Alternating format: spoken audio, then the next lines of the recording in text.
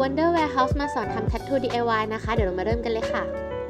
กระดาษทำ Tattoo มี2แผ่นนะคะคือแผ่นขาวกับแผ่นเหลืองเราเอามาประกบกันตัดแบ่งเป็นชิ้นเล็กก่อนค่ะจากนั้นก็ลงมือวาดบนแผ่นสีขาวได้เลยนะคะครั้งนี้เราใช้เป็นปากกาเพอร์แมเนนต์จะได้ติดทนๆค่ะครั้งนี้เราวาดเป็นลายการ์ตูนง่ายๆใช้ไม่กี่สีนะคะเสร็จออกมาเป็นแบบนี้เลยค่ะต่อมาเราจะมาลอกฟิล์มใสจากแผ่นเหลืองมาติดบนแผ่นขาวนะคะวิธีการเอาแผ่นเหลืองมานะคะแล้วก็แกะตรงมุมนิดนึงก่อนนะคะเอาตรงมุมปลายใสนะคะมาประกบกับแผ่นขาวแล้วก็ใช้บัตรนะคะค่อยๆรีดตัวแผ่นใสนะคะให้ติดไปบนแผ่นขาวแบบนี้ค่ะเสร็จแล้วตัดแบ่งน้องเป็นชิ้นเล็กได้เลยค่ะ